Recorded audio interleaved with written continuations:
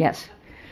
Welcome to the second annual IFES Wilson Center Forum entitled Security and Development on the Korean Peninsula.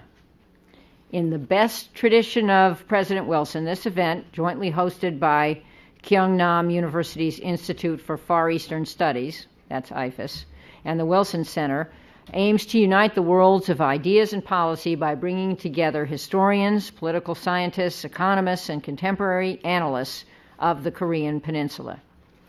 During this year's forum, participants will attempt to identify historical continuities in North Korea's military adventurism from its early manifestations in the late 1960s, including the raid on the South Korean presidential compound and seizure of the USS Pueblo in January 1968, to the sinking of the ROK Navy corvette, the Chunan, and the shelling of Yeonpyeong Island in 2010, which I followed very closely when I was a member of Congress focused on intelligence issues.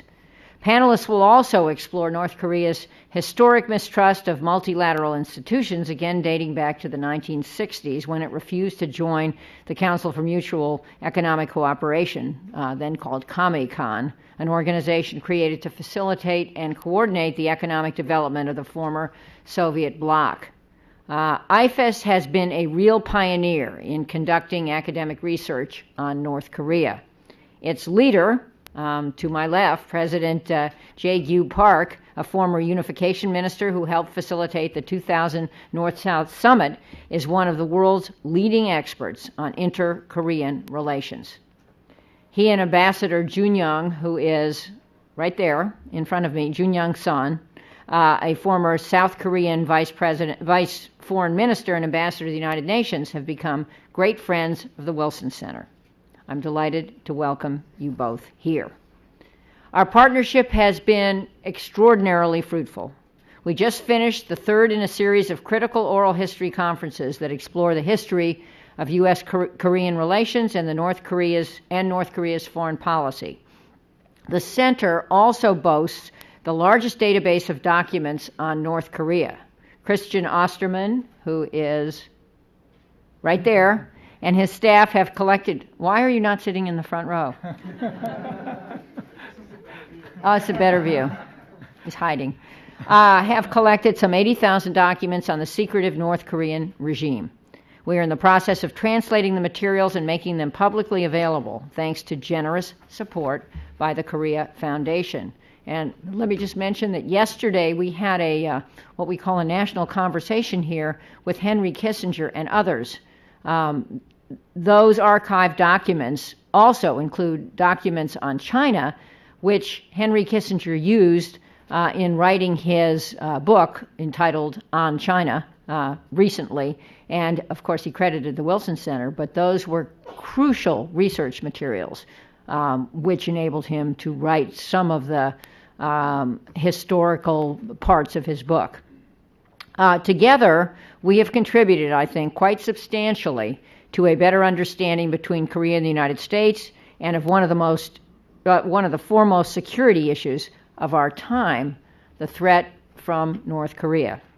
Indeed, North Korea's nuclear program and the danger of proliferation constitutes, I certainly believe, a global threat.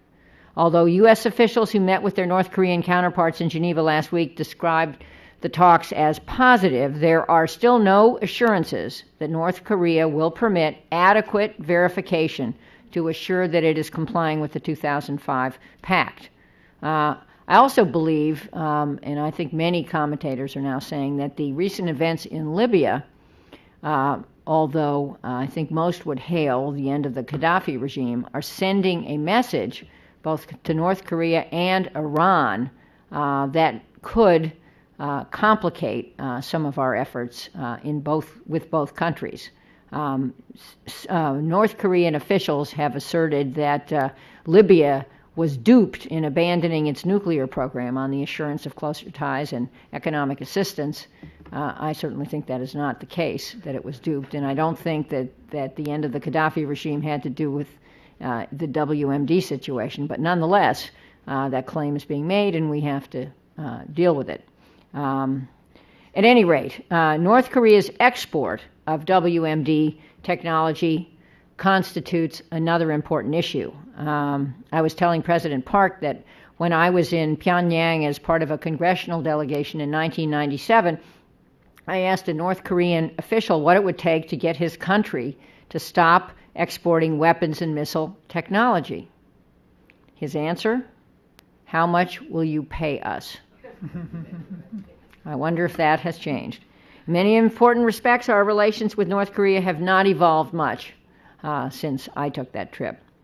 This conference will explore these issues and build on the strong relationship between Kyungnam University's Institute for Far Eastern Studies and the Woodrow Wilson Center.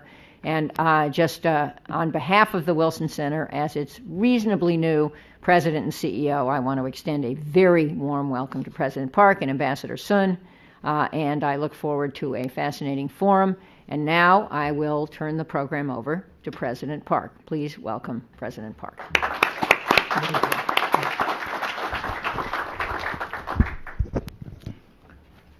Good morning. Honorable President Harman, distinguished guests and participants, ladies and gentlemen. Today is our second IFES and Woodrow Wilson Forum in Washington.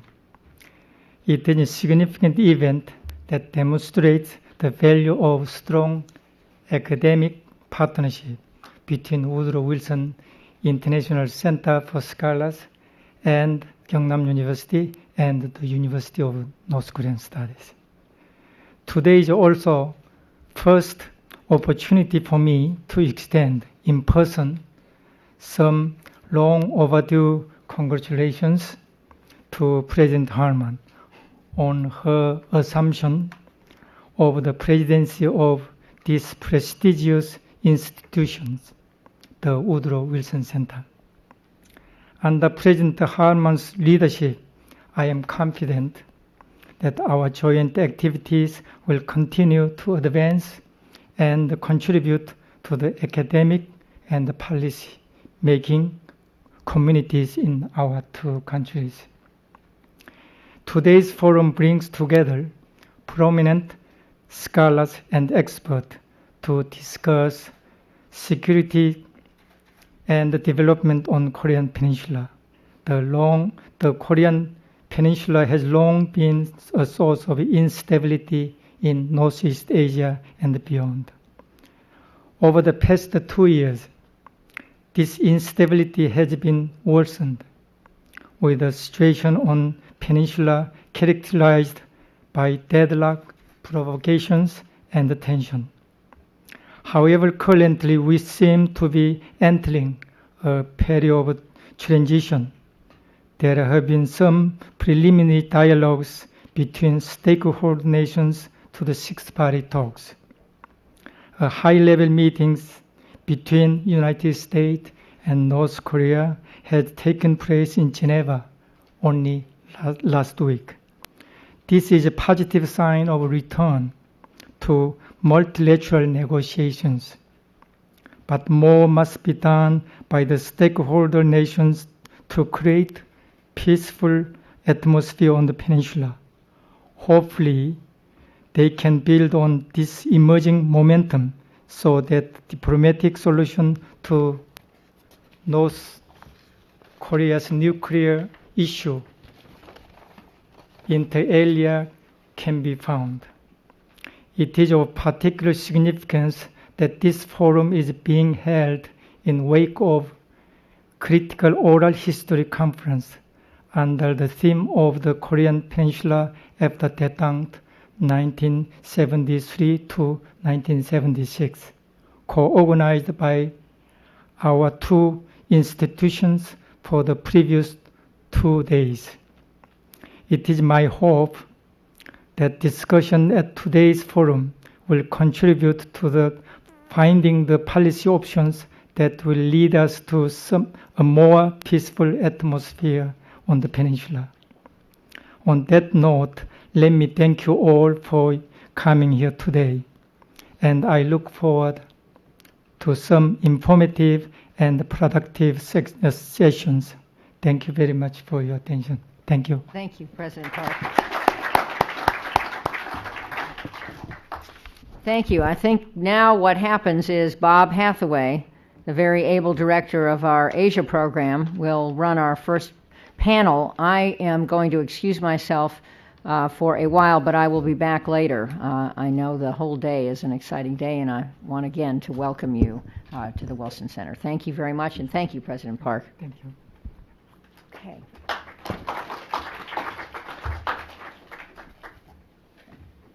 Let me welcome those of you who might have just come in. I'm Bob Hathaway. I have the honor of directing the Asia program here at the Wilson Center. The Asia program is a junior partner, if truth were known, to the North Korea International Documentation Project and the History and Public Policy program here at the Wilson Center, who are primarily responsible for the organization of today's event. Our topic, as you know, is looking at security and development issues on the Korean Peninsula. It is driven by the conviction that we are most apt to understand today's events and have at least a hint as to what tomorrow's events may unfold if we know something about the past. Indeed, I think there's a good case to be made that the several provocative actions we saw from North Korea last year indeed might have been anticipated had we had a better sense of history.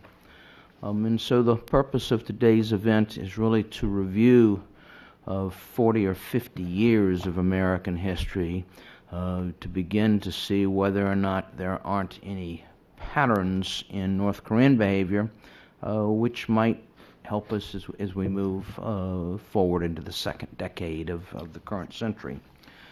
My job is to get out of the way of the experts, and I will do so very quickly.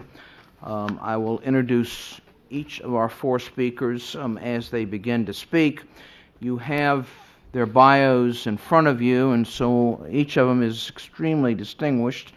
Rather than tell you what you already know, if you've read their bios, I'm simply in one or perhaps two sentences going to summarize some of the elements in their distinguished biography, but then get out of their way so you can hear them.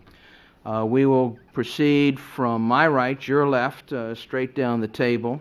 We'll hear first from Professor Narashiga Mitsushita, who is a professor at the National Graduate Institute for Policy Studies in Tokyo and director of the Institute's Security and International Studies program. He is a prolific author, and indeed all of our speakers are extraordinarily prolific. Professor Mitsushita is a specialist in strategic studies.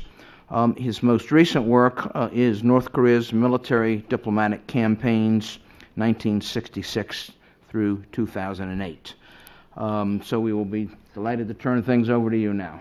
Thank you very much. Thank you very much, Bob. Thank you very much, organizers, Wilson Center and IFES, where I was a visiting fellow at IFES in Seoul in 2000 to 2001. And thank you, everybody, for coming. And finally, I would like to thank Canon Institute for Global Studies, which made my trip here possible.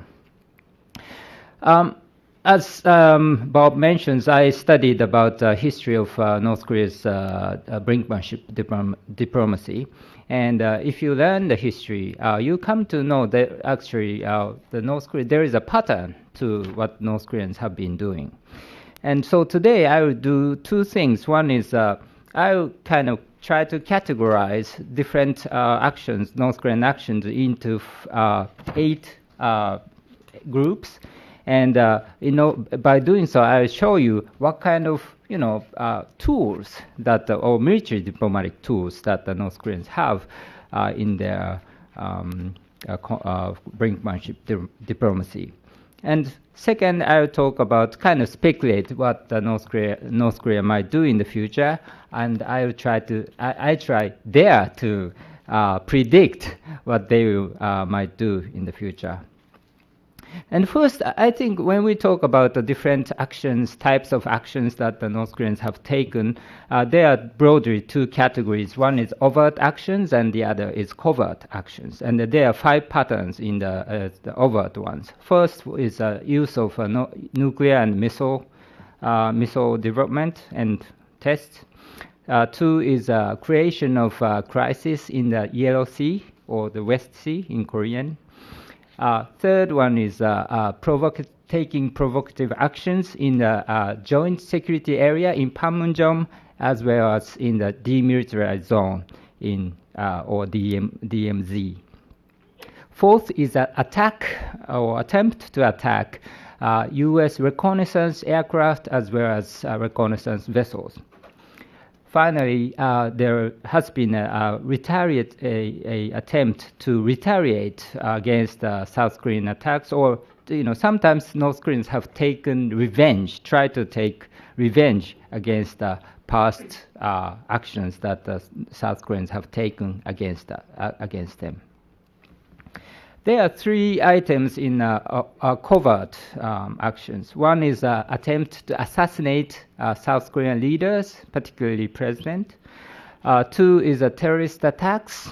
And the third is, this is a kind of not covert, but accidental revelation of covert actions on the part of North Korea. In order to make it easy, let me move to this podium and let me use these slides for you to understand what they have done.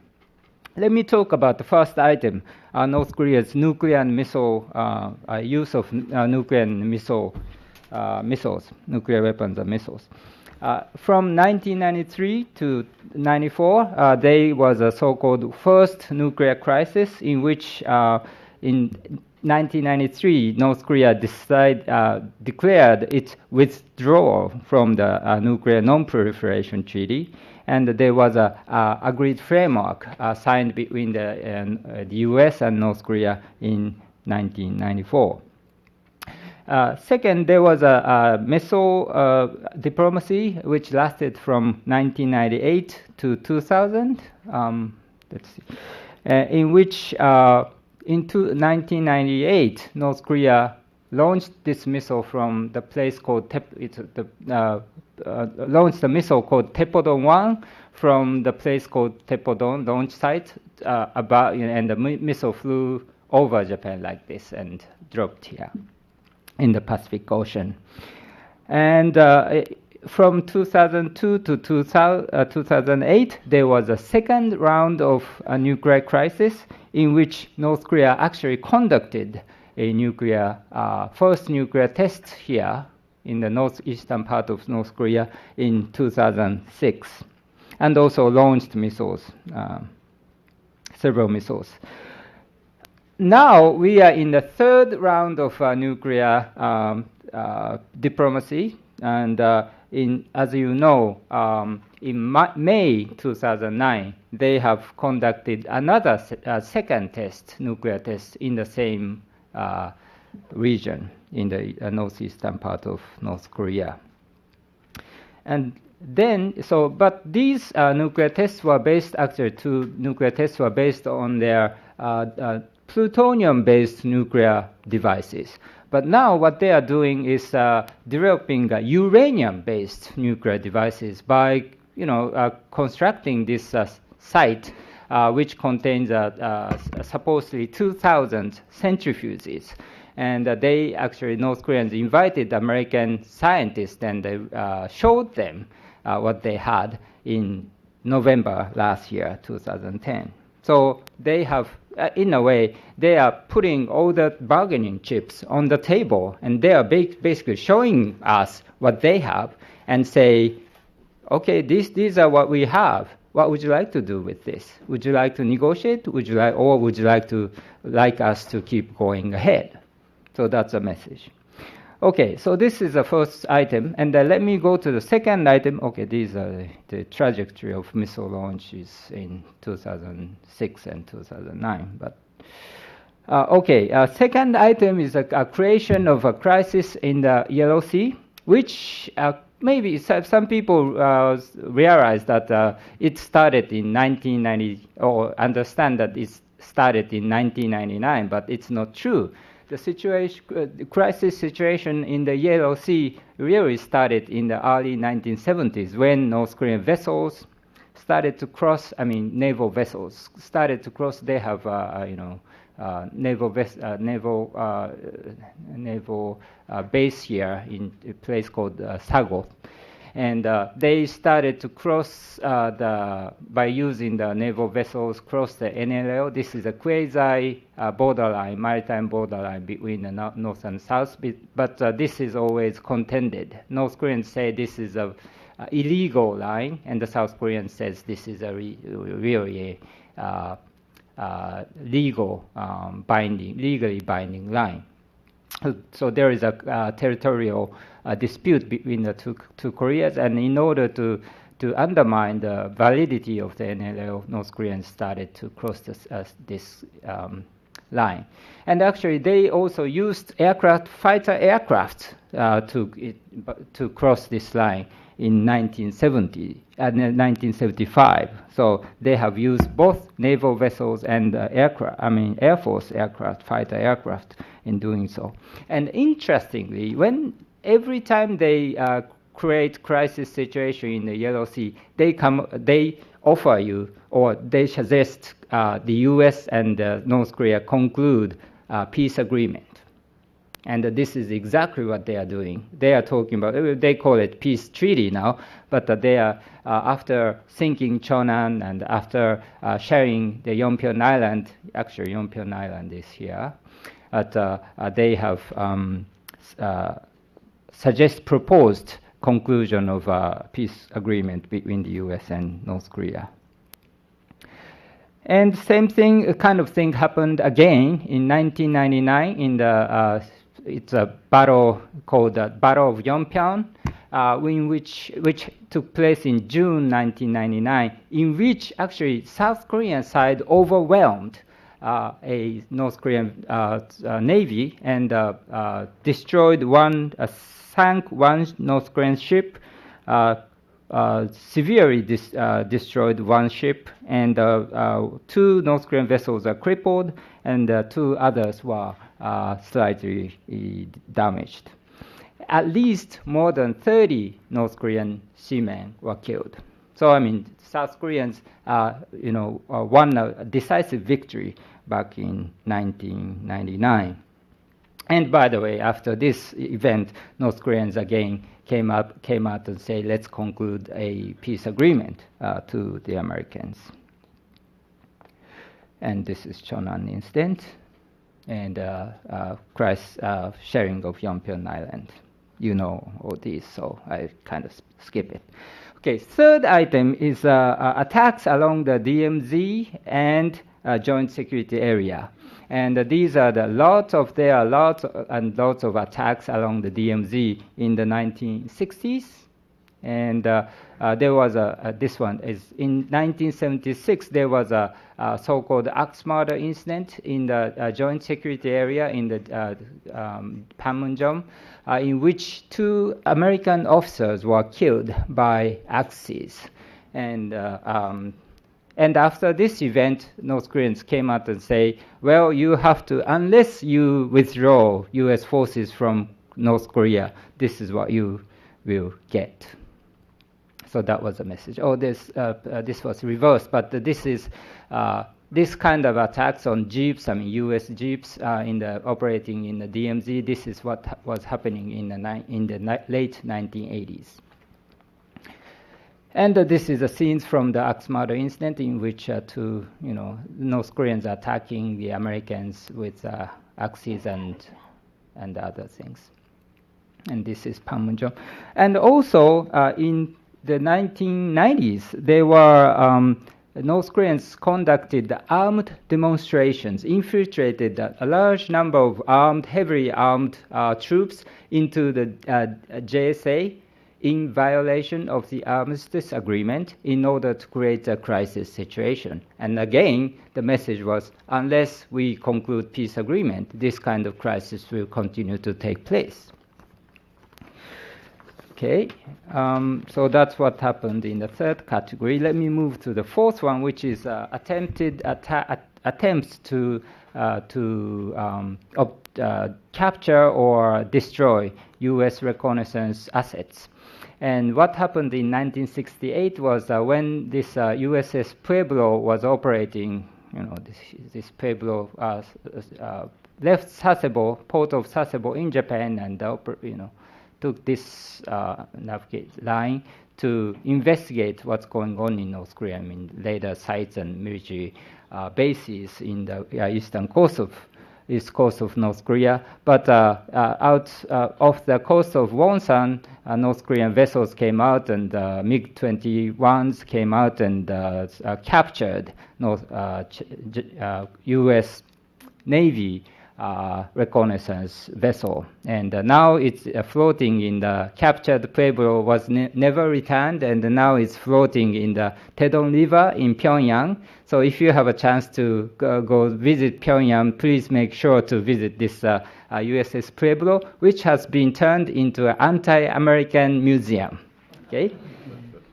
And so this is what happened. And in 1969, in April, another U.S. Navy reconnaissance aircraft was, left Yokosuka and flying near the east coast of North Korea, but got shot down by MiG-21s.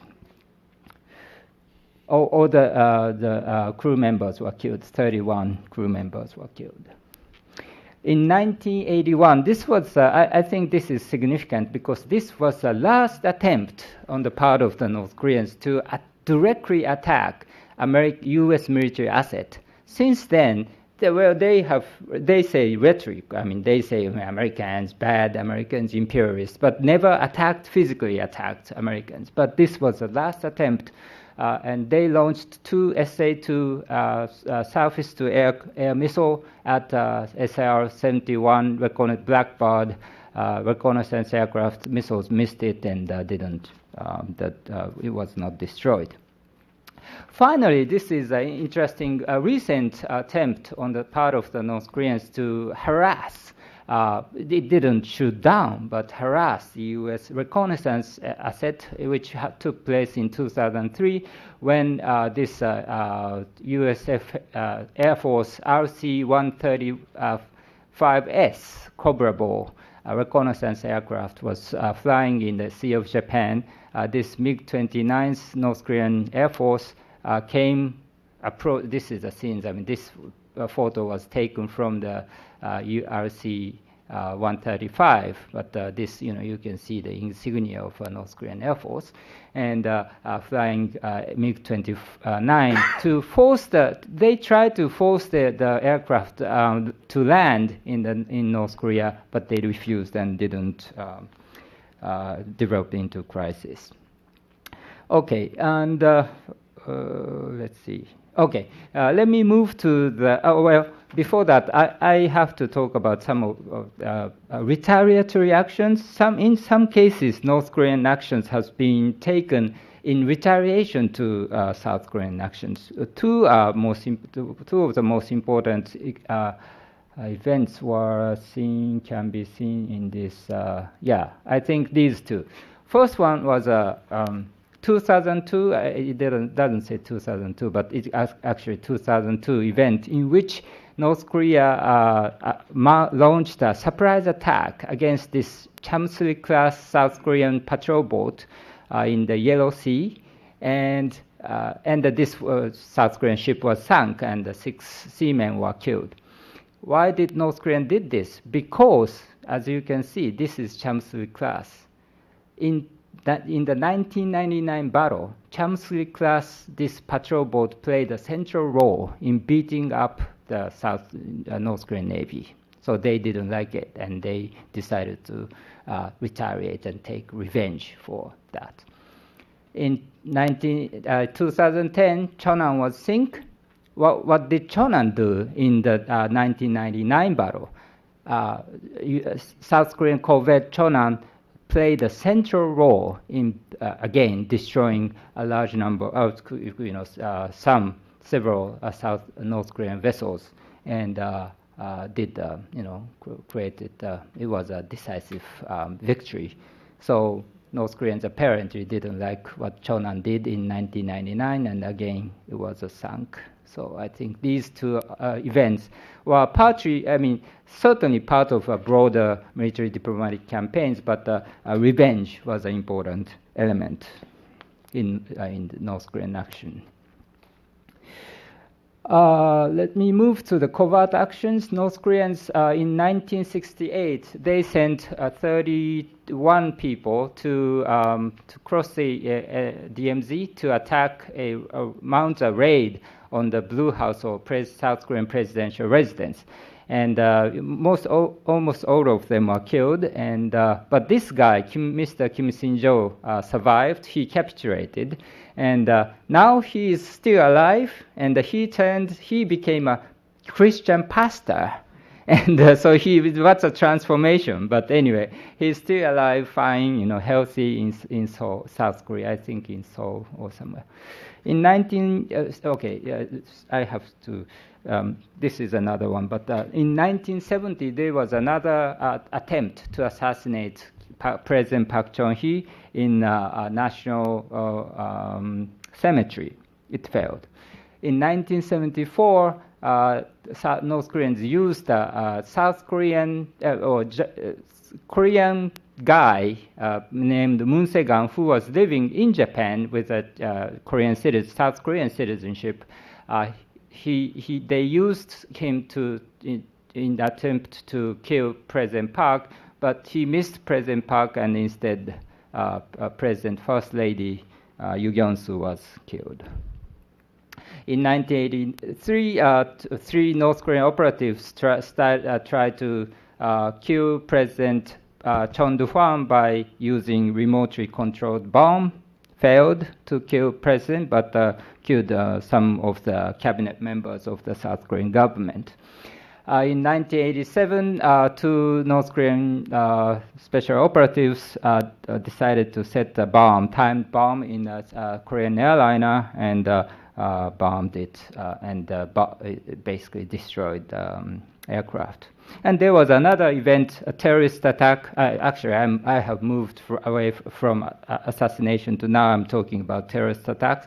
There have been two major terrorist attacks. One was in 1986 when North Korean agents exploded the bomb in the Gimpo International Airport.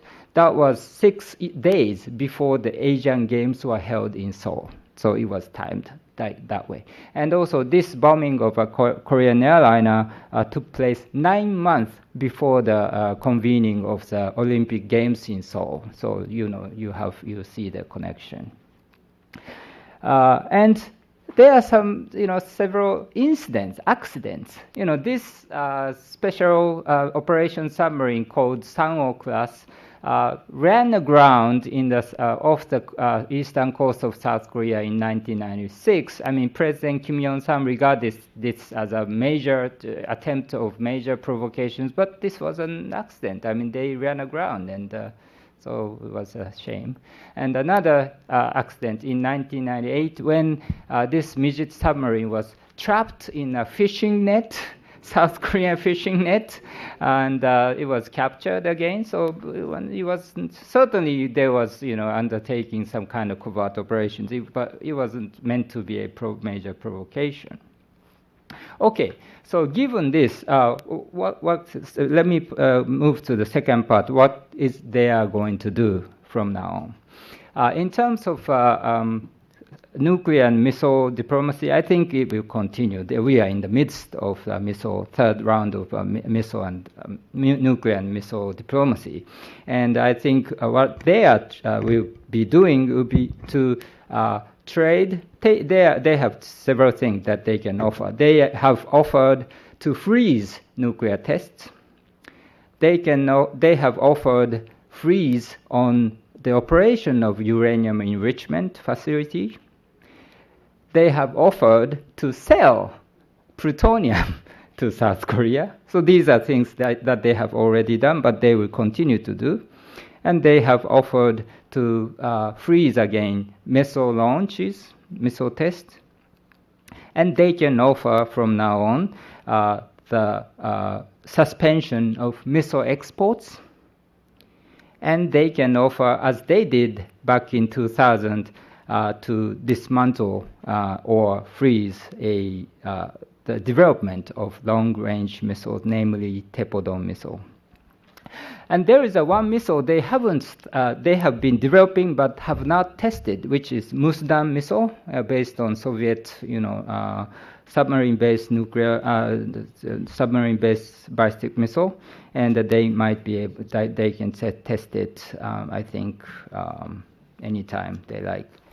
And also, they have not tested nuclear bomb based on uranium enrichment, and so they can do that too.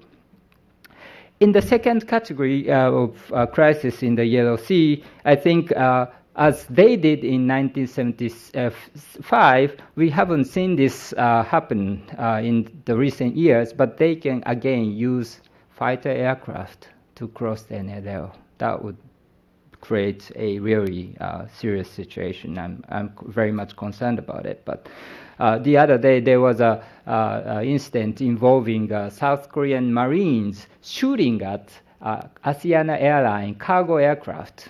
And I thought two things. One was, oh, that was a good sign because they are prepared to deal with intruding North Korean fighter aircraft.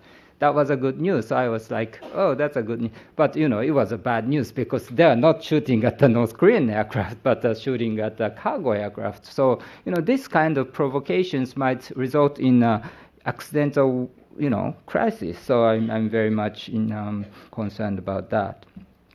Also, North Koreans can use cargo ships, commercial ships, in provoking and to cross the NLL and provoke the South.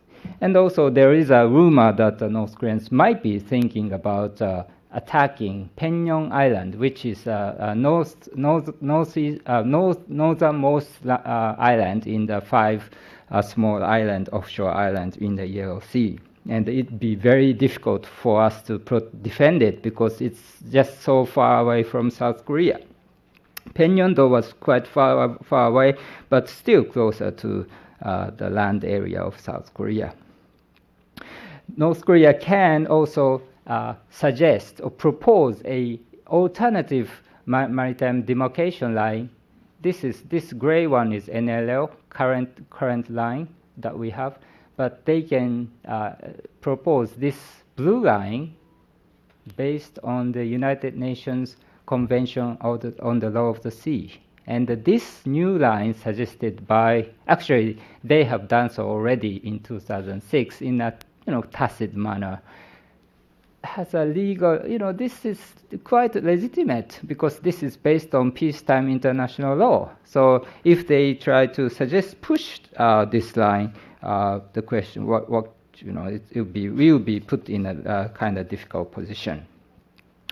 And also, third category, JSA, DMZ. I think, JSA armed demonstrations, we haven't seen demonstrations in the Panmunjom since 1996. So it's been a while, and the people are forgetting about it, and so they can do the same thing again to create crisis. And again, DMZ, fire fights across the DMZ, again, it's possible. And, with regard to the harassment attempt to attack reconnaissance aircraft and I think, I don't think it's likely that North Koreans would attack U.S. reconnaissance asset because ultimately their objective, strategic objective, is to improve relationship with the United States, not to destroy it. So they would certainly try to harass U.S. military asset, but they will not attack. That's my guess.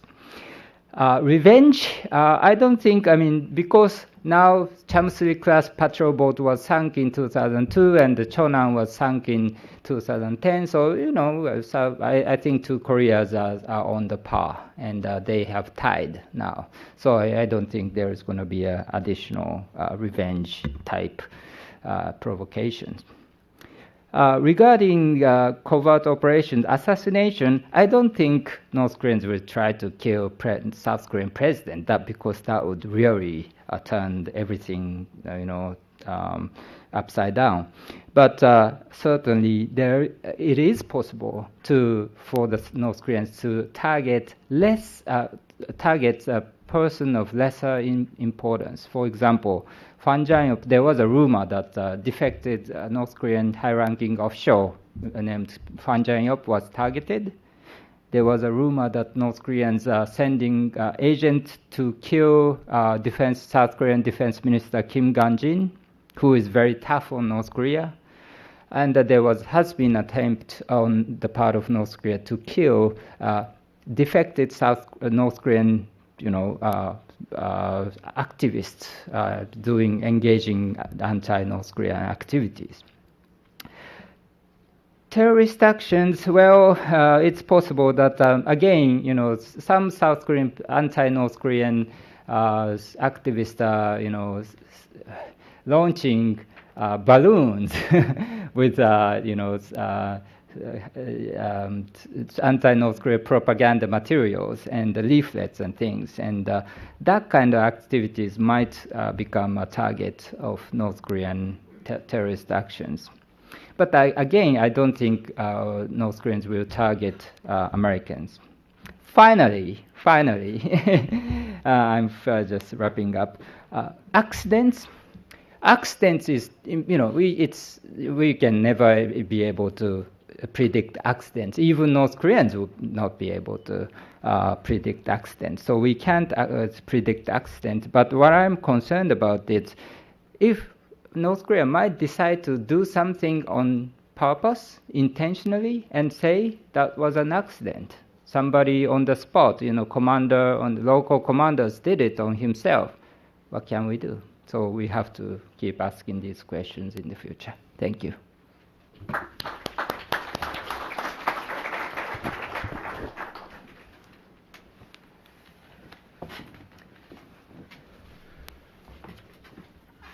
Well, that was, if nothing else, a sobering reminder of what has transpired in the past. We will hear next from Choi Jin-wook, who is a senior fellow and director of the Center for North Korean Studies at the Korea Institute for National Unification.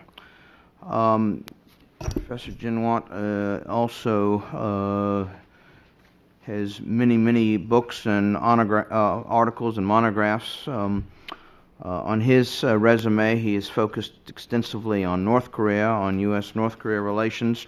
His most recent publication is entitled Korean Unification and the Neighboring Powers, published last year. Professor Jin-wook? Okay, thank you, Mr. Moderator. And I'm pleased to be here today. And I thank you for the opportunity to discuss this very important issue with you, shared with you. And Mr. Narushige's talk was on historical review of North Korea's military provocations. But I will focus on during the last few years of North Korea's military provocations. And I would like to extend my talk to a wider, broader discussion. Why is North Korea so provocative recently? North Korea's military provocations are not new, as Narushige said that, but recently their behavior seems to be different from the previous one. North Korea's military provocations are more often, more intensive than usual, and they are not even consistent. North Korea's military provocations are mixed with their reconciliatory gesture for dialogue with South Korea. So sometimes it is very difficult to understand their messages to South Korea and to international community. North Korea's military provocations may be a product of their increasing uncertainties of their system, rather than deliberately planned or designed. To answer this question, I want to look at North Korea's internal political mechanism relevant to South Korea policy. So I would like to point out three observations related to North Korea's recent military provocations against South Korea. First, the dual leadership structure of Kim Jong-il and Kim Jong-un after the rise of Kim Jong-un as heir apparent. I think this is a cause of confusion and inconsistency in its South Korea policy. I suspect that Kim Jong-il's grip on decision-making process is getting weaker. This does not mean that Kim Jong-il's power is challenged by any person or any political organization, but he is concentrating only on his power base and the succession process, and he can't afford to handle all the daily issues. I think there is a disconnect between Kim Jong-il's intention to resume talks with South Korea and the reluctance of North Korean elites to carry them out. On at least a few occasions since the Lee Myung-bak government took office in 2008, Kim Jong-il intended to initiate talks with South Korea. But the North Korean elites, particularly the military elites, did not implement his orders or wishes faithfully. Let me offer a few examples for that. In August 2009, North Korean Party Secretary Kim Ki-nam visited Seoul for the funeral of late former President Kim Dae-jung, and he relayed Kim Jong-il's message to President Lee that Kim Jong-il wanted to have summit talks with President Lee. There was no special treatment for this delegation, and they had to extend their stay in Seoul one day. Nevertheless, North Korean delegation expressed their satisfaction with their visit. However, afterwards, Pyongyang's South Korea-related organizations were not so proactive in fulfilling Kim Jong-il's wishes, and then the summit talks did not materialize. The second example, the North Korean military was ordered to talk with its South Korean counterpart early this year to discuss the issue of apology. But the North Korean delegation, led by Colonel Lee Sun-kwon of the National Defense Commission, entered into the inter-Korean military talk only to break them off soon after. That's the second example. Third example is that another North Korean delegation, led by Brigadier General Park Chul of the National Defense Commission, also participated in secret talks with a South Korean delegation in May 2011, but later he disclosed the contents of the talks. Both Mr. Lee and Mr. Park are close junior officers of Kim Young-chul, Director General of the Reconnaissance Bureau in North Korea. The disclosure was more surprising because it happened less than 2 weeks after Kim Jong-il told Chinese President Hu Jintao that he was concentrating on economic development and understood the importance of sincere dialogue with South Korea. The North Korean elites seem to be hiding behind Kim Jong-un when they have reservations about Kim Jong-il's orders. So I think this is a very controversial, might be very controversial observation, but I would like to discuss this issue with you later. Second, power shift and the rise of the new military. There has been a power shift from the old coalition to a new group as Kim Jong-un rises to power. The old coalition in North Korea was centered around the former Prime Minister Park Bong-ju's cabinet, and it was supported by the old military. The new group is composed of conservative party elites and the new military. In this transition of power, the advent of the new military is the most dramatic. This includes Chief of Staff Lee Young-ho, First Vice Director General of KPA's Political Affairs Kim Jong-ga, and Director General Kim Yong-chol. The new military exercise power in the military affairs and also the South Korean affairs. And we believe they take hardline policy towards South Korea. The rise of the new military is relevant to North Korea's efforts to shape Kim Jong-un's image as a military leader. North Korea's official propaganda machine describes him as a genius at artillery tactics, and he is said to have been mastermind behind the shelling of Yeonpyeong Island. Kim Jong-un is often referred to as General Kim or the young general. Third reason for North Korea's confusion in South Korea policy is weakening of the Department of United Front. The role and the status of the North Korean party's Department of United Front was relegated because of its erroneous prediction that North Korea's policy would not be likely to change much after the Inter-Korean Summit on October 4, 2007. Many elites in Department of the United Front were purged due to this faulty analysis. The Department of United Front lost its grip on the control of the Operations Department, which was transferred to a newly created General Bureau of Reconnaissance. And then military elites began to attend negotiations with South Korea. But they were not very engaged. They are not very eager to improve relations with South Korea. Let me move to the outlook for future North Korean provocations. North Korea needs to hold sufficiently impressive political festivals next year to mark various anniversaries. North Korea hopes that in doing so, it can ensure regime stability and consolidate the power transition to Kim Jong-un. To achieve all of these objectives, North Korea needs to secure an adequate food supply. It is reasonable to anticipate that North Korea will make no further military provocations as long as it can secure sufficient food from South Korea and the international community. China has also strongly urged North Korea not to make further military provocations. Chinese leaders received Kim Jong-il in China with the highest hospitality and protocol and agreed on economic cooperation projects.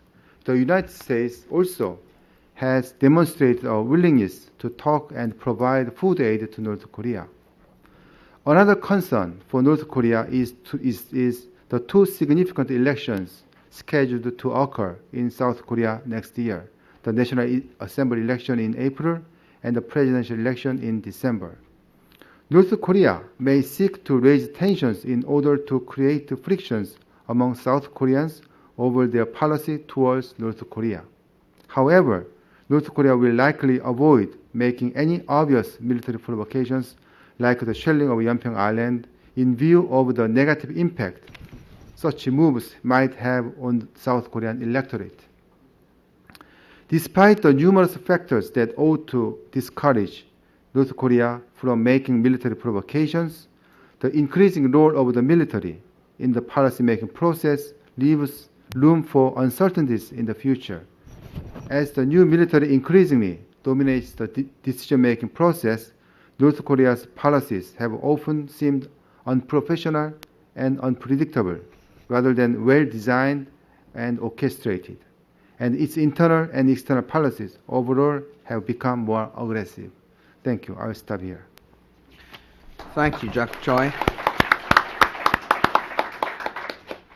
You raised some very interesting questions, particularly concerning what might happen next year if the DPRK leadership is unable to meet the expectations that it's raised for these several anniversaries that they're observing next year. Maybe we can get back to that in the discussion. We will hear next from Raymond Colston. Mr. Colston has a long career as a senior analyst in the DIA, the Defense Intelligence Agency. He is now National Intelligence Manager for the Koreas and Deputy National Intelligence Manager for East Asia in the office of the DNI, the Director of National Intelligence, where he is responsible for integrating collection and analysis on North Korea from across the entire U.S. intelligence community. Mr. Colston? Thank you. Is this on? Yeah. Usually my voice doesn't have a problem carrying, but thank you. Appreciate the opportunity to be here. And I would like to say at the beginning that my comments are strictly my personal opinion and not that of the U.S. government. And I see a number of my colleagues in the audience, and they realize that, yes, I do have personal opinions that are at times very different from what the intelligence community may perceive to be. So this is no surprise to them. And I also appreciate, Mr. Hathaway, at the beginning you mentioning that one of the things we're trying to do here is to understand from history the patterns in North Korean behavior and what might be going on there. And I would like to depart from that just a bit because I would like to look at some patterns in our own behavior with respect to North Korea. And so I'd like to kind of take it from that approach, if you don't mind.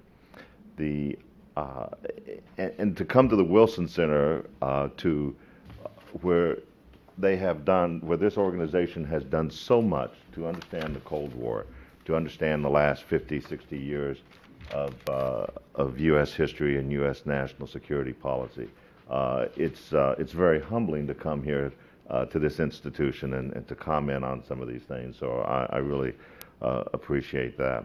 But I'd like to begin briefly talking about our behavior meaning mostly the U.S. behavior with respect to the last 60 years or so.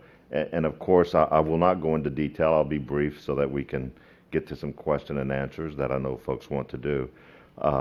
But I'd like to start off with, of course, that seminal document we've all aware of, the National Security, NSC 68 as it's called, and what that did for setting the stage for how we perceive the Cold War.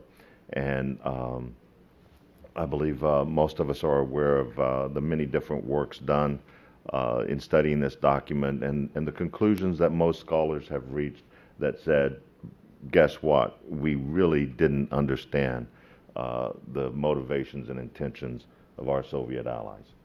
And here we are today trying to talk about the motivations and intentions of the North Koreans.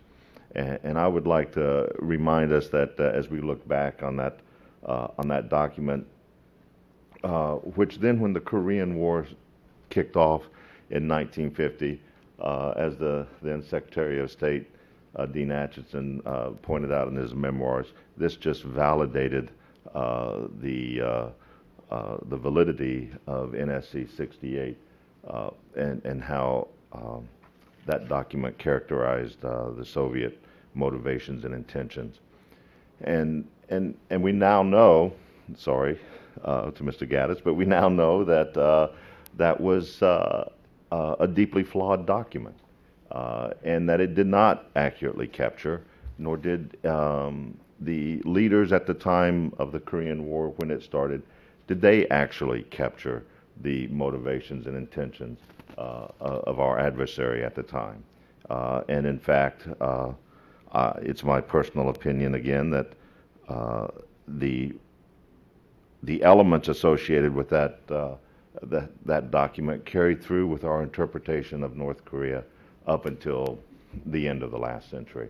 And it's only been in the last few years where we've really begun to look at North Korea outside that paradigm in many instances. And frankly, it still lingers.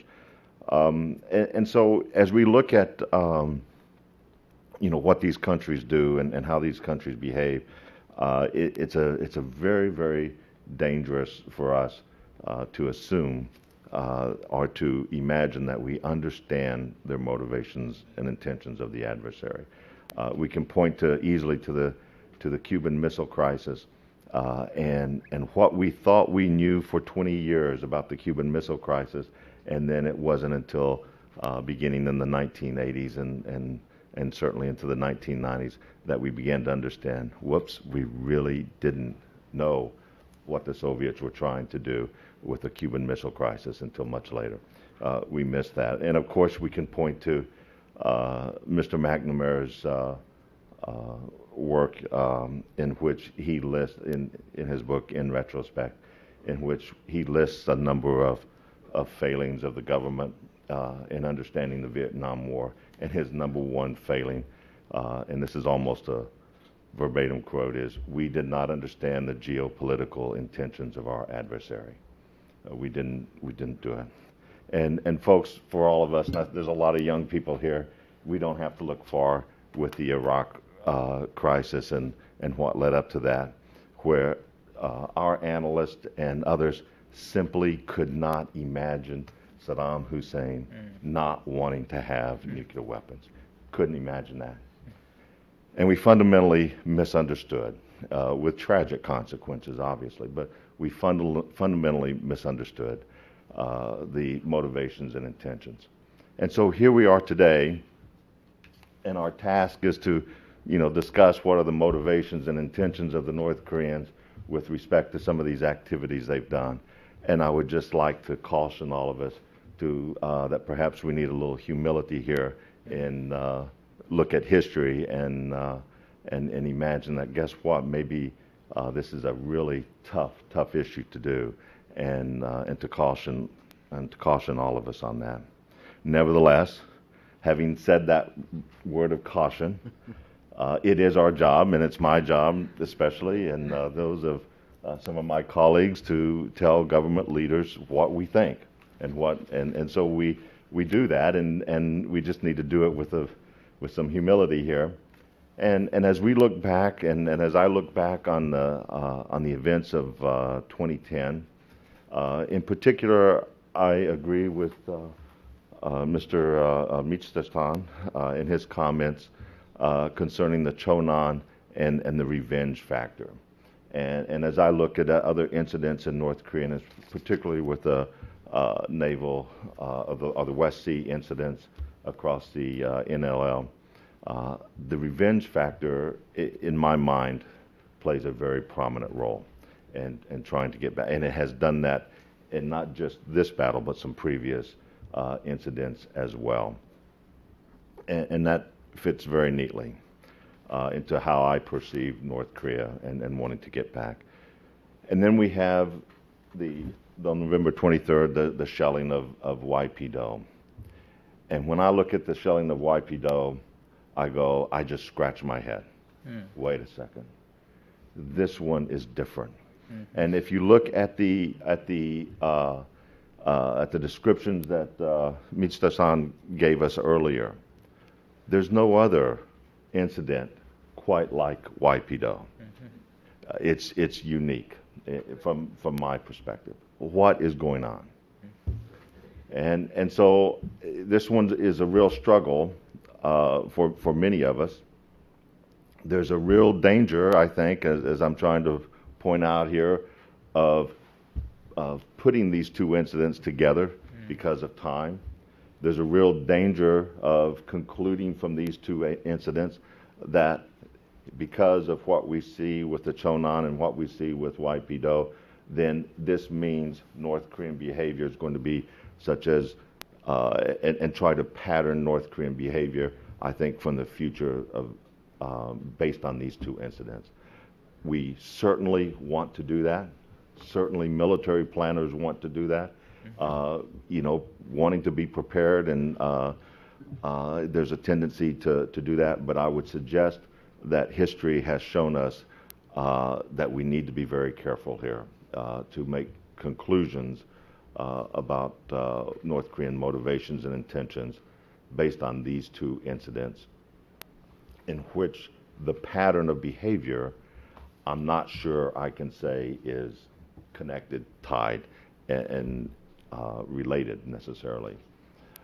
Then I look at YPDO and I look at what's happened after YPDO and how these North Koreans who are very, very keen observers of South Korea and how the YPDO incident has changed, I think, some of the South Koreans, and certainly the Chonan incident combined with it. But what, even after the Chonan incident, you still had a large percentage of the South Korean public, that's dangerous to say perhaps, but a number of South Koreans who still doubted, did the North Koreans really do that? Is this something the North Koreans really did? Even when you come up with the torpedo as hard evidence, there was still speculation. Did the North Koreans really do this? Is this just something else? And people were wanting to doubt it. The incident of the YPDO left no doubt. There could be no doubt. Even the most apologist North Korean person could not look at this and say, oh, maybe the North Koreans didn't do this. Couldn't happen. And so the South Korean public has reacted, okay? And I don't think we should look at the YPDO incident and the Chonan incident in isolation of the reaction of the South Korean public, because the North Koreans have seen that. And that becomes a factor in my mind in when you're considering future North Korean motivations and intentions. And so the South Korean public has reacted. The South Korean military has certainly reacted. And the North Koreans are very much aware that a future incident is likely to bring a very different result from the South Korean military. So how does that play into the North Korean motivations? And so I'm going to conclude here. I'm going to say, and sorry I don't have any great answers here, but I'm going to conclude and say, for me, the Chonan follows a similar pattern that I've seen over many years, and we've got some revenge going on here. The YPDO, I don't know. Do we attribute to leadership succession? Do we attribute it to the dynamics of Kim Jong-un? Perhaps, but I think the jury is still out, and I would urge caution on everyone's part in trying to conclude that from these incidents that we can really understand North Korean behavior in the future. Thank you. Thank you. I probably ought to give you warning that if someone in the audience doesn't ask you, I might ask you yourself your best guess as to what was going on with the shelling of YPDO. As a historian, I was delighted that you went back to NSC 68, which I fear some of our audience have never heard of. And I absolutely thoroughly endorse your plea for a bit of humility and don't assume we necessarily understand what's going on elsewhere. We'll now hear from the final panelists this morning. Professor Han Young-sup is Vice President and Professor of Military Strategy at the Korea National Defense University.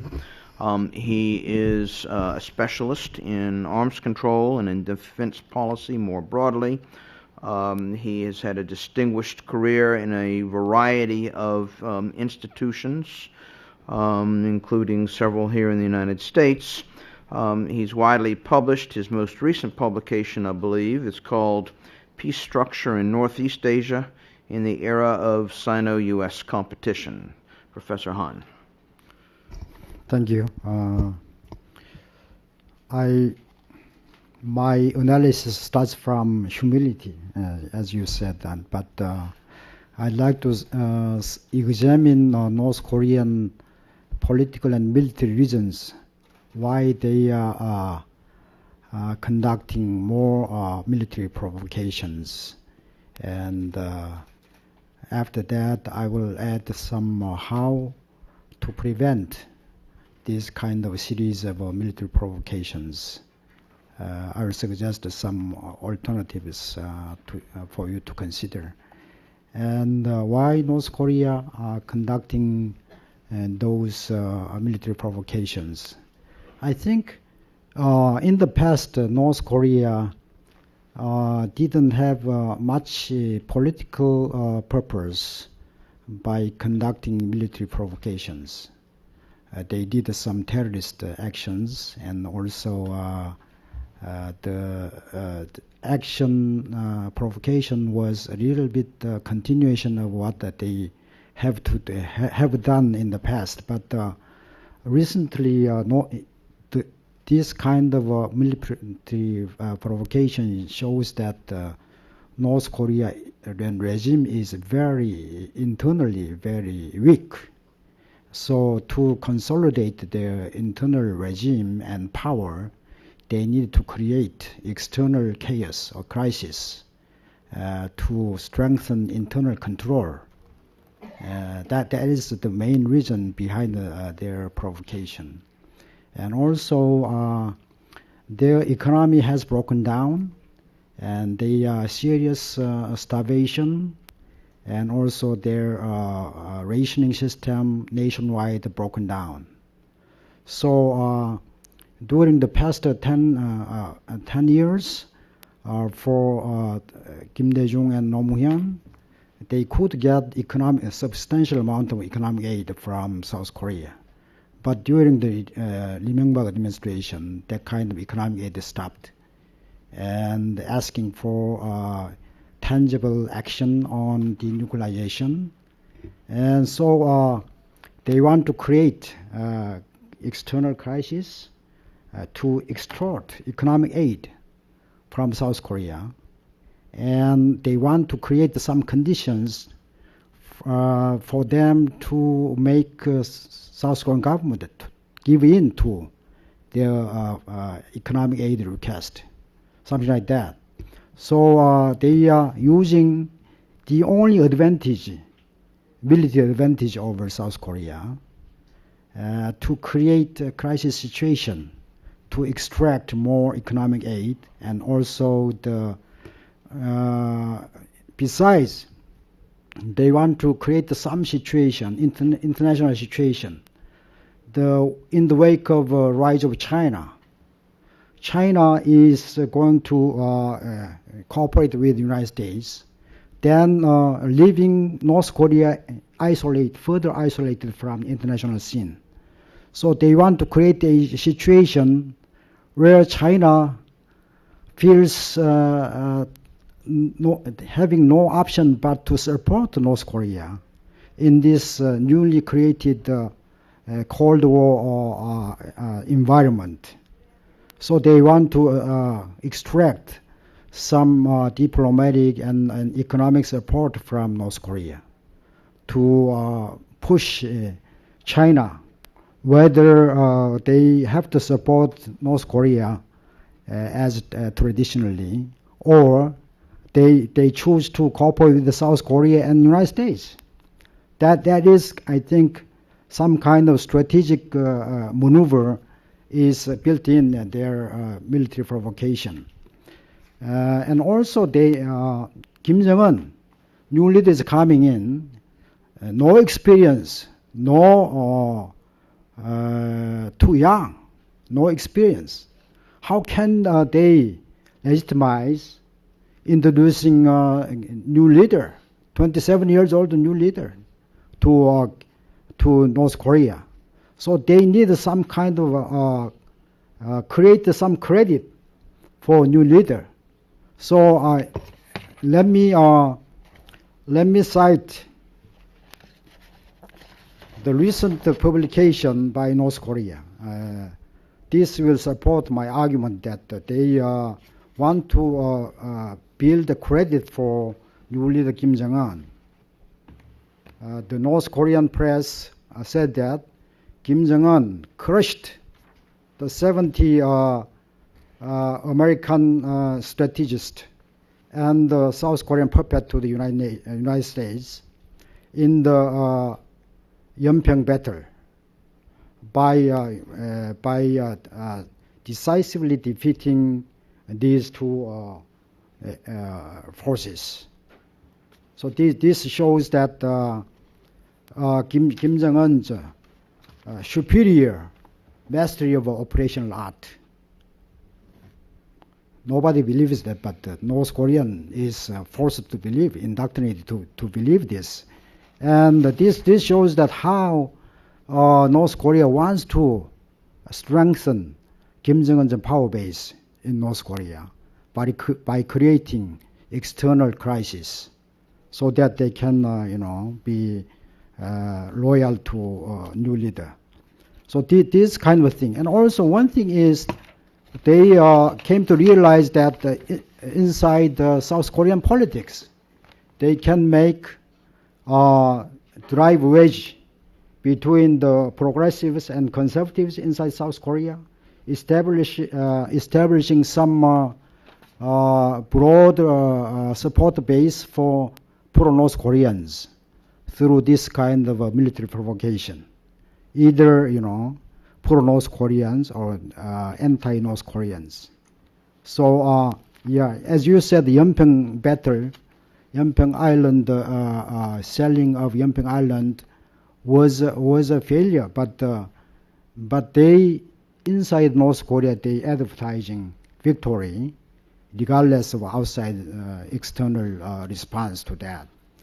So those political reasons are surpassing the military reasons why they are doing military provocations at this time. And what are the military causes for their provocations? I think North Korea used to think that South Korea will not responding decisively to their military provocations, as South Korea did that in the past. We didn't give sufficient and decisive retaliation on North Korea military provocations. Whenever they do conduct military provocation, South Korea was short of retaliating. And this is learning effect for North Korea.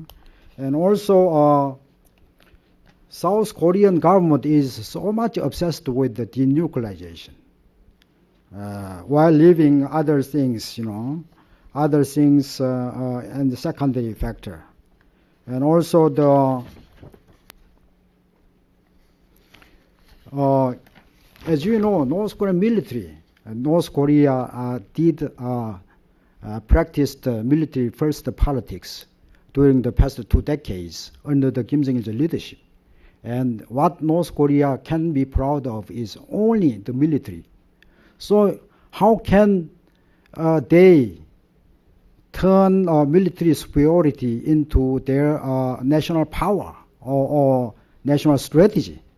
So by taking South Korean security interest as a hostage by North Korea, and North Korea can blackmail and exercise, threaten South Korea, and this is the point where they can show the military superiority. And Kim Young-chul, the general in charge of reconnaissance unit in the North Korean armed forces, he was in the early 1990s a head of a delegation for inter-Korean nuclear talks. I met him in the nuclear talks in person and also in the meeting, and he was a pro dialogue element in North Korea at that time. But as confrontation lasted for a long time, he was assigned to reconnaissance unit and to create this crisis, given that his expertise about the South Korean military and also the U.S.-Korea alliance, military alliance. And he became very provocative. He has to show his strength or his strong point to the military leader and National Defense Commission,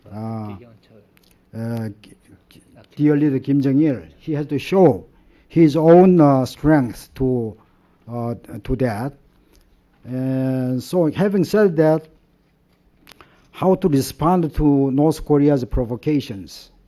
Militarily, I think we have to show that the North Korean learning effect that South Korea will not respond to North Korean military provocation decisively, immediately, and with the maximum magnitude of retaliation.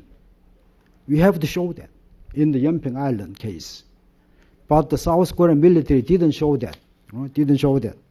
So, and also two countries, South Korea and United States, in this recent security consultative meeting, in the joint communique, they said that they will do joint response to the crisis that North Korea is creating, and also do some military exercises below the northern limit line on a regular basis to prevent North Korea's similar provocations.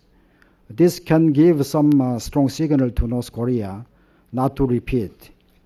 But I think responding to military conflict or crisis that North Korea generated is not enough, I think. We have to take some preventive measures to make North Korea difficult to plan this kind of provocation. That's the better strategy to deal with North Korean military provocation.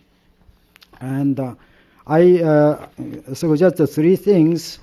I have many lists, but because of a short of time, I'll just put three things on the floor.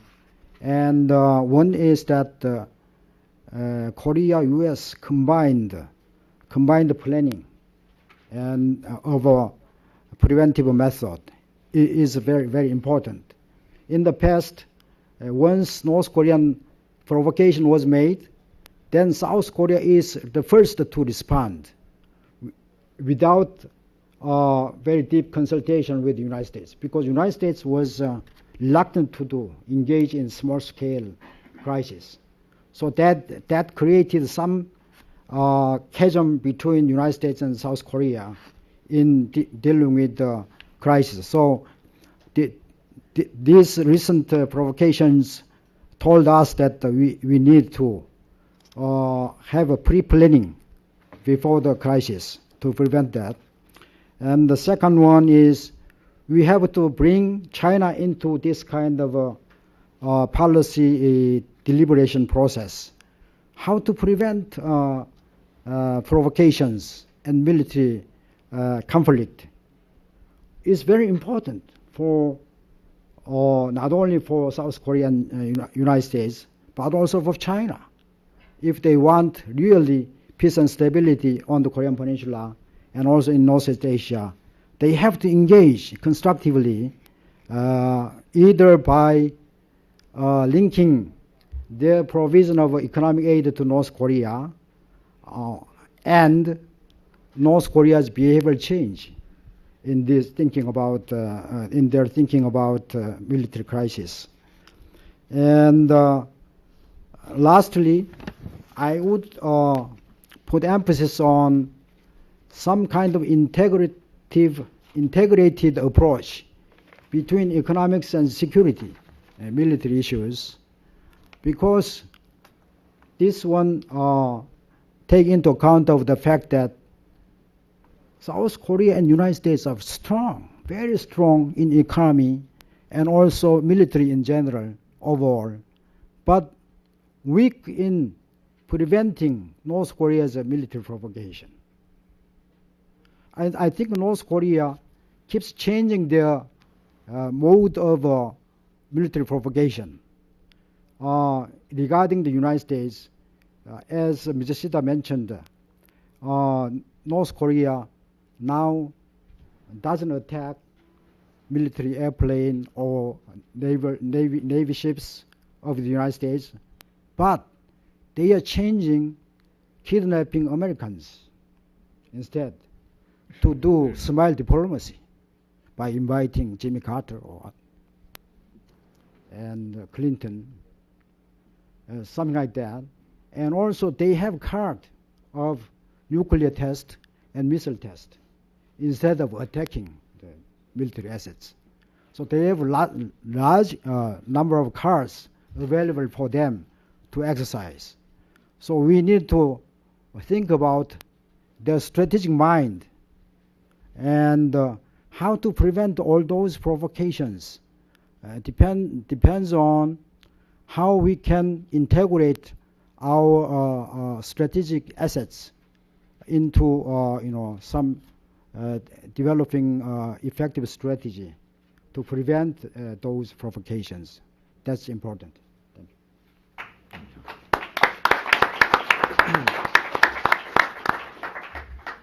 Well, thank you, Dr. Han. Some very provocative and a bit unsettling questions placed on the table. We're going to open this to you now. I want to put two questions on the table. I'm not going to ask for anyone to answer them right now, but as you respond to some questions from the audience, to the extent that you have anything to say on either of my questions, I would certainly welcome you taking a stab at them as well. The first one, first of my questions arises directly from comments that Dr. Han made about China and China's role in, quote, managing North Korea or leaning on North Korea to make it more, quote, responsible. I've wondered for a number of years whether or not the United States and perhaps the ROK as well have outsourced our North Korea policy to China for the simple reason that neither of our countries seems to have much influence on actions and decisions made in Pyongyang. Are we asking China to do something because we're unable to do it, even though most of us are pretty well convinced that the Chinese don't define the, quote, North Korea problem in the same way that we do?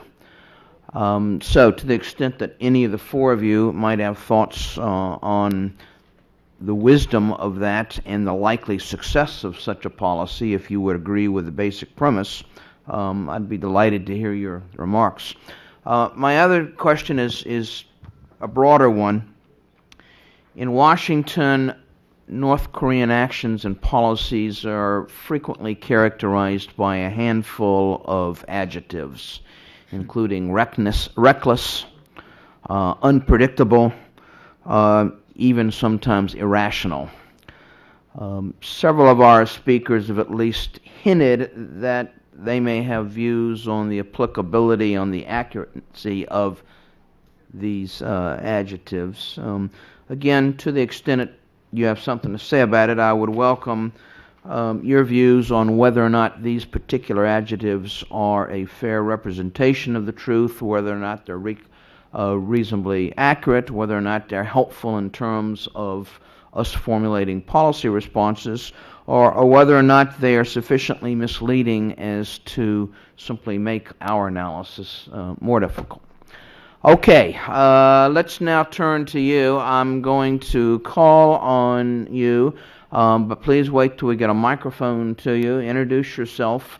Keep your comments and our questions relatively brief, and if you are directing to an individual panelist, please identify that panelist. Thanks. I'm Mike Billington. I'm with the Executive Intelligence Review.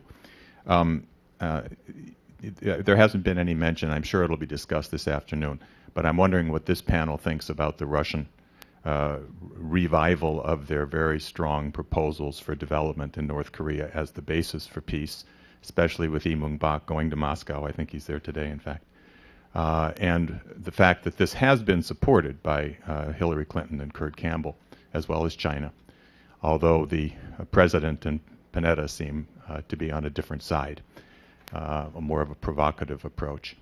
And secondly, in keeping with Mr. Colston's call for reflecting on our own behavior. Let me expand that a bit and say that it's been often mentioned that North Korea saw the destruction of Iraq and the destruction now of Libya, two nations which gave up their nuclear power, as very, very strong motivation not to give up nuclear power. I'd ask you to comment on that, but also the fact that increasingly Obama is seen as not only continuing the preemptive war policies of Bush and Cheney, but aggravating it, threatening now Syria, perhaps Iran, not even attempting to pose that these nations pose a threat to our own country. So I think you have to see that this is, I'd like to know what you think North Korea's view, perhaps justifiably, would be in that context. Thank you. Who wants to take a stab? Well, I don't want to address the Obama one. I'll pass on that. That's fair. Go ahead. Yeah. Russia? I do Russia. Russia. I think Russian approach to North Korea is consistent both with North Korean interest and Russian interest. From the Russian perspective, it's about money. Making money by selling natural gas through North Korea. North Korea is just a conduit. The target is South Korea and maybe Japan in the long run. And also, in doing so, Russia would be able to improve its international position, particularly regarding Korean Peninsula issues. From North Korean perspectives, I mean, that would certainly make it's good to make money by kind of obtaining some commission of from the natural gas deal. And also by kind of bringing Russia to its side, it can enhance its bargaining position vis-a-vis, particularly in the upcoming, or hopefully upcoming, six-party talks. And also now, this is my guess, but North Korean ties with China is growing rapidly, and but it's a good news for North Korea, but it's not totally a good news because North Korea getting under stronger pressure from China because it's kind of more protected than before and more engaged than before by China. So in order to kind of check China in a way, I think it's a good idea for the North Koreans to have Russians kind of backing it together with China. Any, Dr. Han? Your question, I Okay. can I pick up your point? Regarding Washington's definition of North Korean action, reckless, unpredictable, and irrational, I think this becomes universal because China also says this accurate adjective to describe North Korean action, nuclear test. After the first nuclear test, China said that was reckless. And also the China's keep on saying that the North Korean behavior is becoming unpredictable. So on the issue of irrationality, I think North Korea is on the bounded rationality within the limits of their knowledge and understanding of outside world. But they want to maximize their own benefits from creating some kind of provocations, crisis. And they want to extract more benefits than losses within their bounded rationality. But that has problem.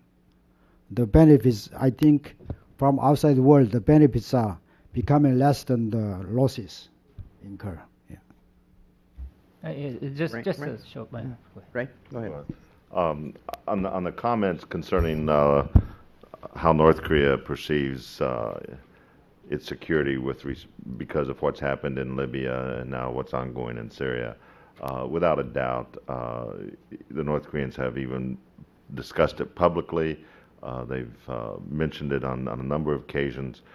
They see this as their nuclear weapons as necessary to prevent that from happening, and they've said so explicitly. And so then when you when you have this kind of perception on the part of the North Koreans, then for the U.S. and for the U.S., how do we get to the issue of trying to get this country that has nuclear weapons to surrender them? How do we do that? And that's, of course, the $64 million question. And I can't, I really don't know what some of the stuff he talked about with U.S. policy toward other countries or preemption. I follow Korea. I don't follow those other things so much. But this group of diplomats that I think we have in Washington who are now addressing this issue, as I've said before, they are benefiting from having 20 years of U.S. experience in dealing with North Korea.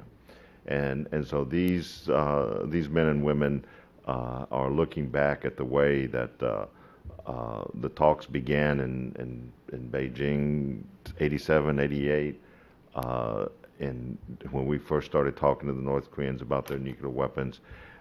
They've seen the agreed framework, they've seen Chris Hill's approach, they've seen what's happened with Quito, and all of these experiences and these they're now dealing with. And at the end of the day, you come up with what I think is a very basic problem, which is, we think there's some uranium programs going on, and that's a very public thing. I can say that. We think there's some uranium programs going on that they have not been forthcoming with. How do you get to that? How do you do that? And every single argument I've heard, there's a flaw in every argument. And so how do you approach that? And that's what our government is struggling to do with right now. And the Libya and the Syria thing, I think, only makes it complicates it even more. The lessons from Libya and Iraq for North Korea is I think it's kind of an excuse for North Korea to develop and maintain nuclear weapon program. In 1990s, probably it may be true that North Korea need to have nuclear weapons because of their security. But now I think their nuclear weapon program is much more motivated by their own domestic purposes rather than threat from the outside. Now North Korea is now the foremost concern for North Korean leadership is to stabilize their power transition and stabilize Kim Jong-il's own power. And so that's the major reason why they need to keep nuclear weapon program rather than the threat from the outside.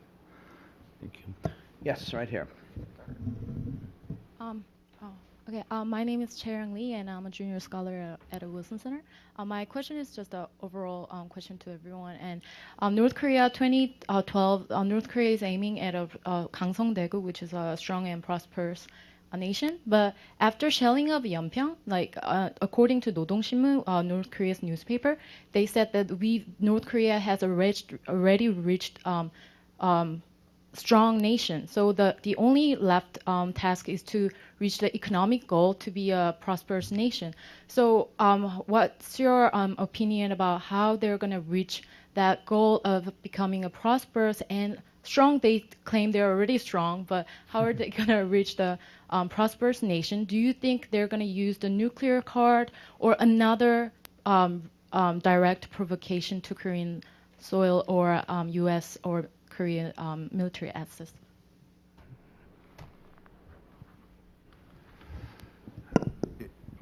As I said, it is reasonable to say that they do not make further military provocations. They need to prepare for their, very important, political festivals, starting from next February 2012 to March and April. They have several political events, festivals.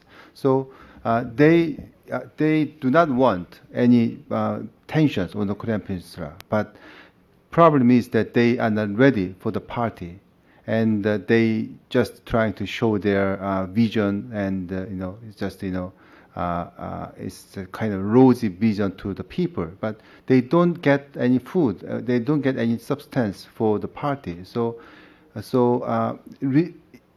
Maybe 80 to 90%, it is reasonable to anticipate that they do not make further military provocations. But if they have got nothing from outside, they don't have food, they don't have ready for party, we can't rule out the possibility that they make military provocations. That's my predictions.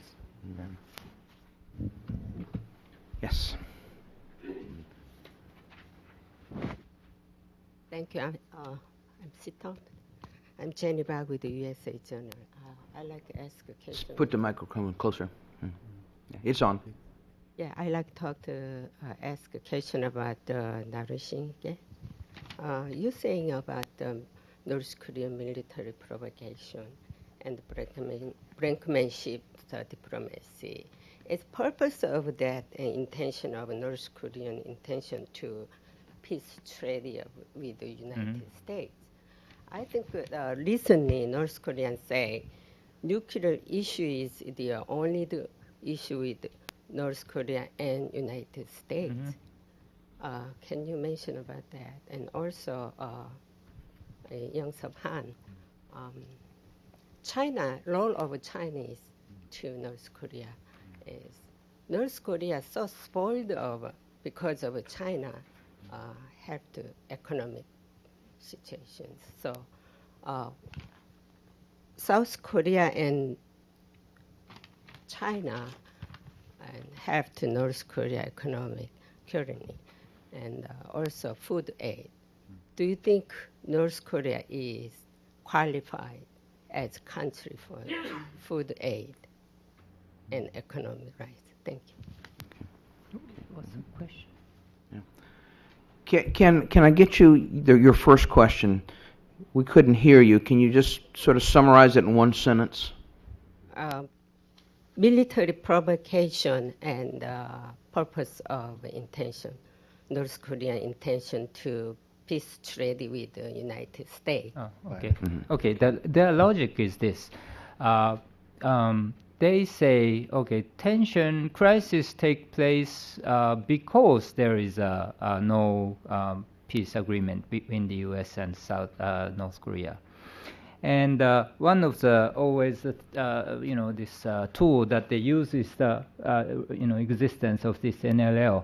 The problem with the NLL is the weakness of the NLL it was not defined in the armistice agreement. And the armistice agreement doesn't say anything about the maritime demarcation line. So there is actually no legally binding line on the sea. And so North Koreans are saying, okay, because these lines are tentative one and there is no legally binding one, that's why we keep crashing. Our vessels keep crashing with each other in this region. So in order to fix it and prevent crisis from happening, we have to come up with a real, more solid, legally binding line and replace it. But in order to do so, we have to turn the situation from the wartime to peacetime situation. And they are saying, okay, in peacetime situation, you have to apply the international law, peacetime international law, which is UNCLOS. So do it. That's what their message. Dr. An, do you want to address the second question? Yeah, regarding China's role and also the economic aid to North Korea by China and South Korea.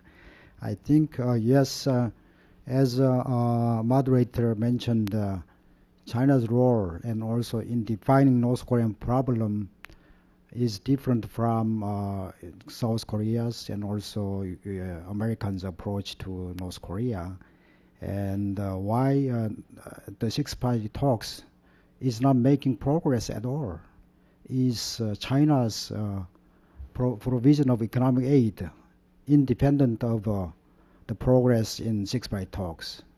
So that's the main problem. So we keep asking China to bring all the economic package to the six-party talks and linking those with the North Korean behavioral change in nuclear program. Having said that, China is keep providing economic assistance to North Korea because they are worried about the collapse of the North Korean regime. And on the other hand, the South Korea, depending on the government, we provided economic aid independent of the progress in nuclear issue. But now we are linking closely linkage between economic aid and progress in nuclear issue. So this is a current situation. But I was very struck by the fact that 5 countries together didn't have any information sharing mechanism, information sharing meeting about the North Korean nuclear intention and capabilities. Not at all. Just pushing the 6-5 talks to make progress. So I think if you resume the 6-5 talks again, you have to design the strategy from the scratch. After assessing the achievement and the failures of 6-5 talks. That's the way you have to go. Let's go to the back. Thank you very much. I'm Akira Chiba of the Japanese Embassy. I'd like to go back to Russia, and I'd like to address this question to Professor Han. Vis-a-vis China, how is Russia going to play its role? The reason why I'm asking this is because any administration that does not elect its own leader has biological limitations, the biological limitation of the leader himself. So it seems to be a very safe prediction that unification will be done someday according to South Korean terms. Now, if this happens, Russia and China will have very different perspectives as to the outcome, and there may be a room to apply the Kissinger doctrine to Russia to counter China. Thank you.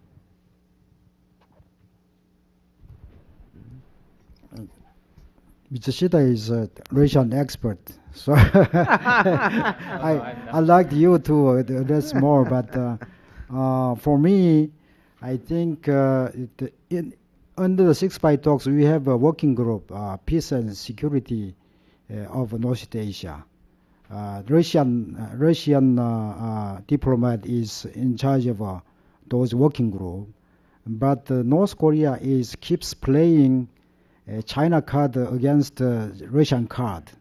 So if something does not going well with China, then North Korean leader visits Russia and asking for more economic aid and something like a gas line, something like that. So, but we know that North Korea is, something like alienated from this six-party or five-party working group meeting. So I think to bring in Russia is also important. Russia has incentive and also will to work together to cooperate for peace and stability in Northeast Asia and on the Korean Peninsula. So I think China, Russia, we need to think about bringing Russia together in this six-party framework. Did you want to add anything? Are you okay? Okay. Yes.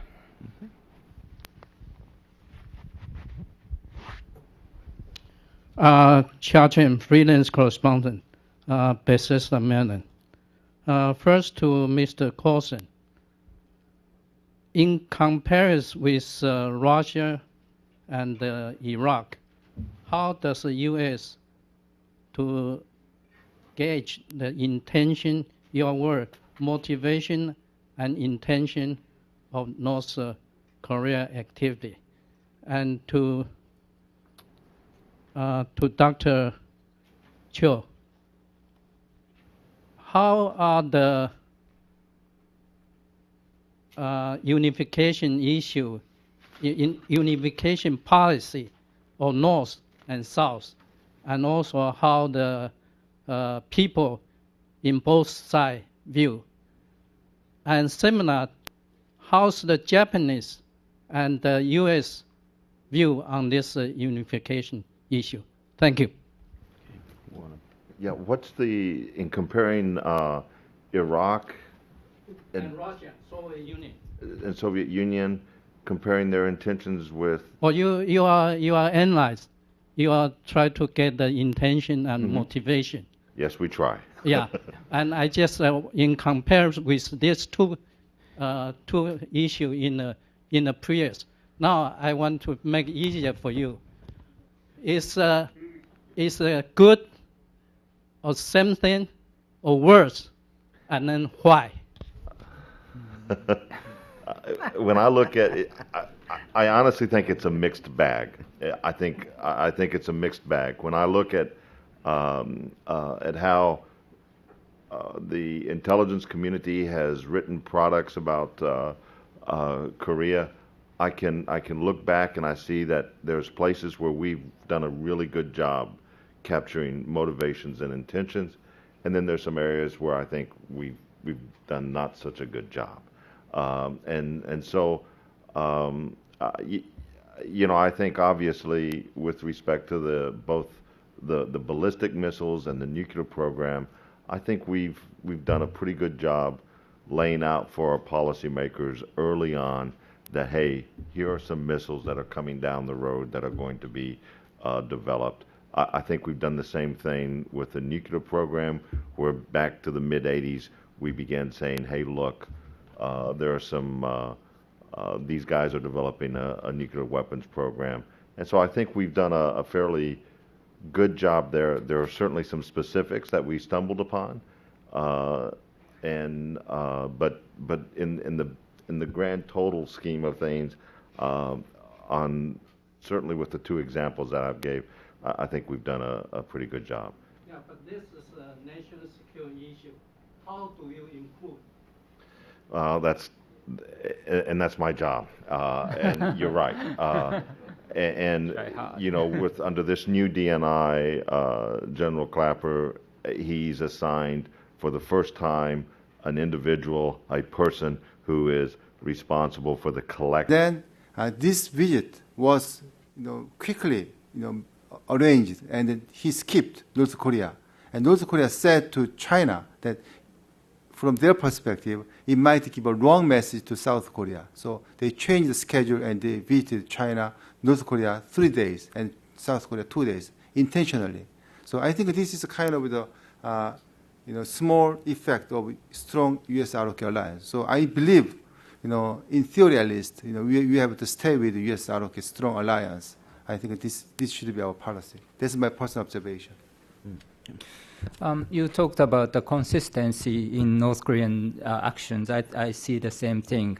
And although I think North Koreans are reckless, I agree. I don't think they're rational. I don't think they're irrational. I think they're rational.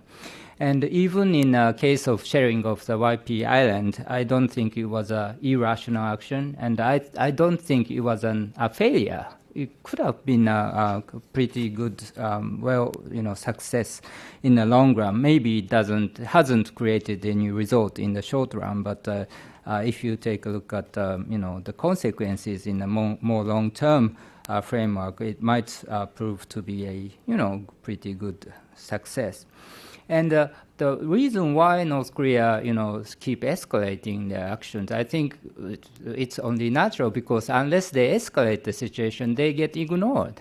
We talk about strategic patience, but this is basically about benign neglect, and they don't want to get neglected. And in order to draw attention, they actually created this minor naval battle in November 2009. And then proposed a peace agreement in December the same year.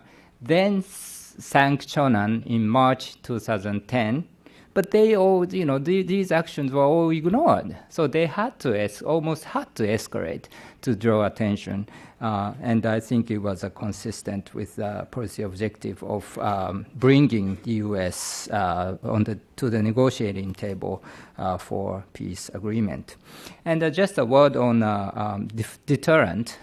I actually don't think nuclear weapons are deterrent to the North Korea. because actually deterrence, the most important deterrent, the source of deterrent in the country is a long-range artillery and multiple rocket launchers deployed along the DMZ, which can attack Seoul and turn it into a sea of fire. There are about depending on the source, but 700 pieces of those long-range artilleries, and so that's where deterrent is coming from. And I don't think nuclear weapons to them is deterrent, because development of nuclear weapons has become a reason to get attacked. We are saying, if they are not developing nuclear weapons, we are not going to attack North Korea. They know it. So I think what nuclear weapons are to them is actually compellent, which is more aggressive, more proactive. They try to coerce with the development of North Korea nuclear weapons to coerce other actors into making concessions. So it's much more aggressive, much more proactive than deterrent. And actually, you have to understand the fact. If you have small number of not very credible nuclear weapons, the likelihood of you getting attacked is highest. Well, in just a minute, I'm going to have a very important announcement about lunch. But first of all, I'd like for you to join me in expressing our thanks to this wonderful panel this morning. James, can I get you to stop just a second? Because I also would like to thank again our IFES friends, President Park, Ambassador Sun, my colleagues here at the Wilson Center, Christian Osterman and James Person. It's terrifically fun to have such wonderful colleagues and partners.